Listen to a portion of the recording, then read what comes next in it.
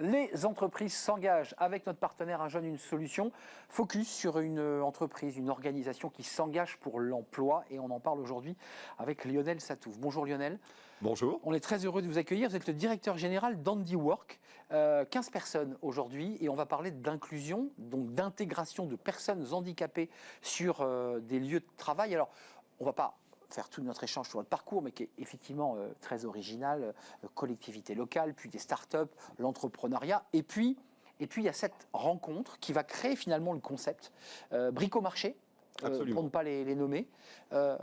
Vous implémentez, vous transportez des collaborateurs dans cette entreprise, et ça match, ça fonctionne. Racontez-nous, parce que ça c'est la genèse de tout le projet HandiWork. Absolument. Donc HandiWork, la genèse, c'est en fait une rencontre. C'est la rencontre en fait avec un chef d'entreprise qui s'appelait Eric Villassante, qui est devenu mon associé, et un chef d'atelier en mécanique dans le secteur, dans le milieu protégé. Voilà. Et un jour, ces deux personnes viennent au magasin et elles viennent nous poser une simple question. C'est: est-ce que je peux venir avec 4 jeunes en situation de handicap? Parce que vous, à l'époque, vous êtes côté Bricomarché. Absolument. Je suis côté direction de l'entreprise. Et donc, ils viennent voir si on peut les accueillir pour les former à la mécanique sur, en fait, les machines de nos clients. Et là-dessus, banco à l'époque pour effectivement mener cette expérimentation. Ce que je trouve passionnant, on traite souvent sur ce plateau la question de la place des personnes handicapées dans le monde du travail, avec des entreprises qui jouent le jeu, d'autres qui ne jouent pas assez le jeu, vous le savez parfaitement. Ce qui est vraiment intéressant dans votre concept, c'est que non seulement la personne vient sur le lieu de travail, mais que vous dites à vos clients, puisque maintenant vous êtes côté HandiWork, absolument, rassurez-vous, parce que la première chose qu'on vous dit, c'est nous on est d'accord, mais globalement, comment on fait? Comment on les forme? On n'a pas les hommes. Et là, vous avez une réponse là. Exactement. C'est-à-dire que à chaque fois dans les entreprises, souvent les chefs d'entreprise justement nous posent 2 questions finalement pour, j'allais dire, un peu conditionner l'accueil ou prévoir l'accueil en fait de jeunes en situation de handicap. La première, c'est qui va les former sur le lieu de travail. Et oui. Et là, la réponse que nous on a pu apporter, c'est le formateur HandiWork.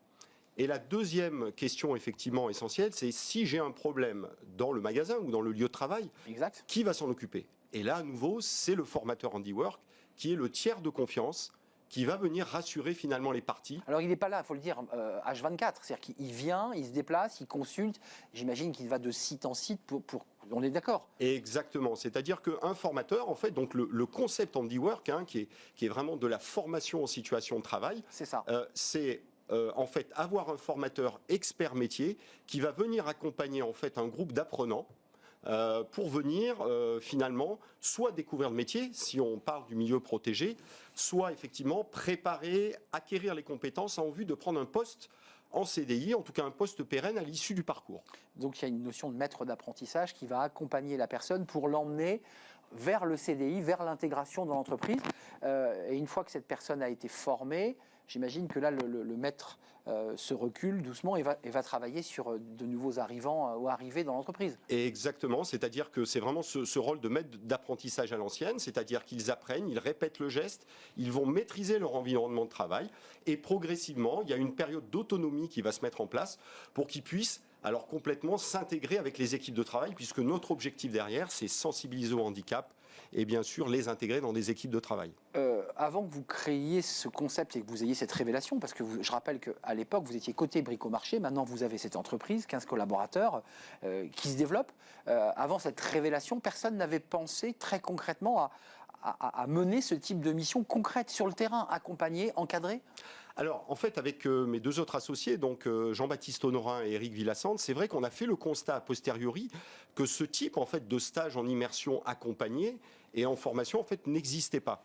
Parce que les 2 questions que j'évoquais tout à l'heure n'avaient pas été résolues, ou en tout cas il n'y a pas une réponse évidente, simple, duplicable et surtout opérationnelle qui avait pu être amenée à cette situation.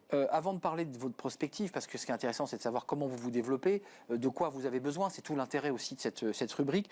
Ces jeunes sont issus, jeunes et moins jeunes, sont issus d'où? De quelle structure? IME, ESAT? Alors exactement, IME, ITEP, ESAT. Alors ça, c'est effectivement pour nos parcours qui s'appellent découvertes, qui sont vraiment construits, j'ai envie de dire, et accompagnés, à travers donc le parcours découverte. Et on a des projets recrutement Alors ceux-là, par contre, c'est un public différent.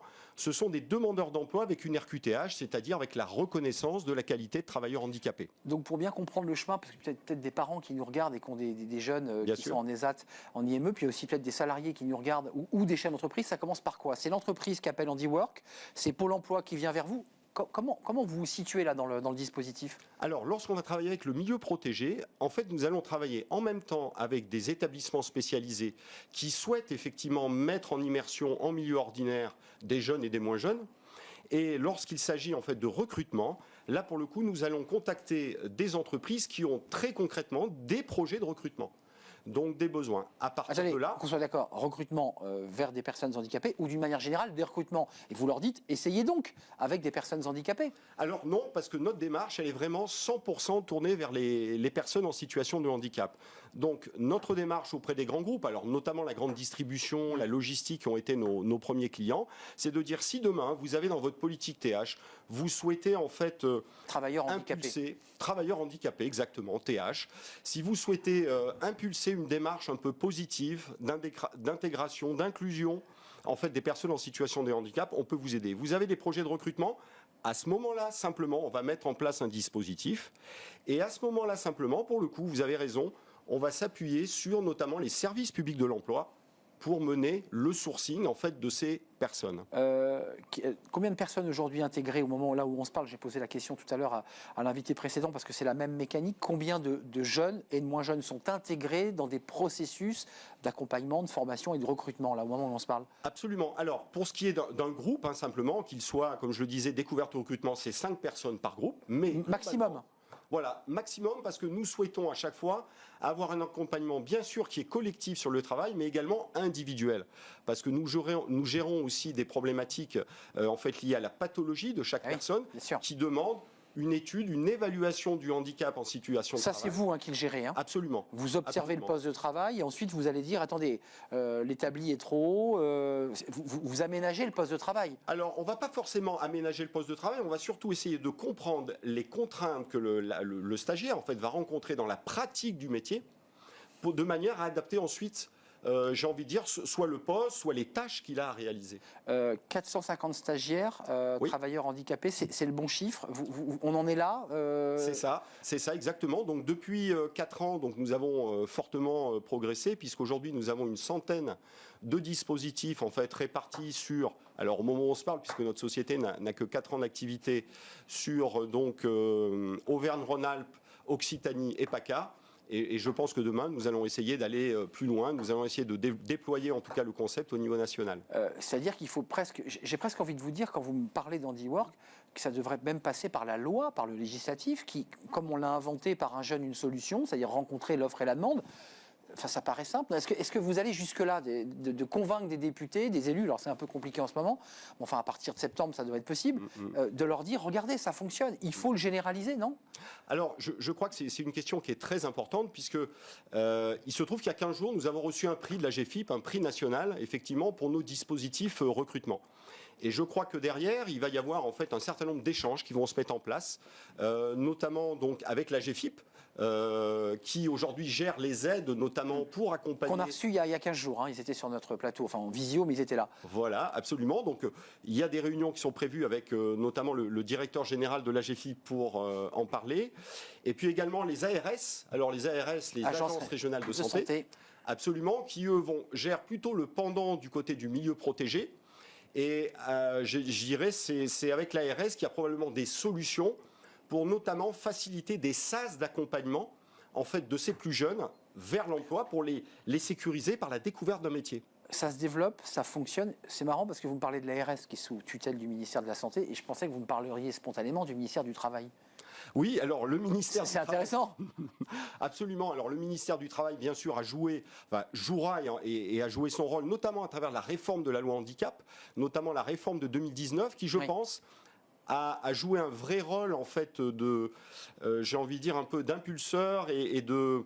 comment dire, d'essayer de, en tout cas de faire progresser les pratiques des entreprises pour augmenter effectivement le taux de personnes en situation de handicap dans les entreprises. Qui est, rappelons-le, de 6%, hein, Absolument. qui n'est pas respecté évidemment par toutes les entreprises. Voilà, on doit être à peu près à la moitié aujourd'hui en France. Un peu plus de 3. Exactement. Merci Lionel Satouf. Handiwork est une aventure humaine, vous l'aurez compris, parce que vous avez quitté, je dirais, le monde de la grande distribution pour créer ce bébé. 4 ans d'existence, Handiwork, avec des salariés, des stagiaires qui deviennent salariés, accompagnés, encadrés par des maîtres d'apprentissage. C'est aussi tout le concept qui donne confiance, d'ailleurs, il faut le préciser, qui donne beaucoup de confiance à ces personnes handicapées, parce qu'elles ont besoin aussi d'être assurées dans le poste qu'elles vont occuper. C'est un vrai plaisir de vous accueillir, et à très très bientôt, j'en suis sûr. On fait une courte pause et on va s'intéresser au mentorat. Mentorat, les mentorés, c'est de l'accompagnement, c'est bienveillant, c'est bénévole, ça permet à des créateurs d'entreprises, mais à des décideurs aussi de pouvoir peut-être éviter bien des erreurs, les choses trappes, grâce justement à un échange avec un chef d'entreprise. On appelle ça le mentorat. On va en parler, ça cartonne, ça vient du Québec, mais ça se développe énormément en France. On fait le point avec mes invités juste après la pause.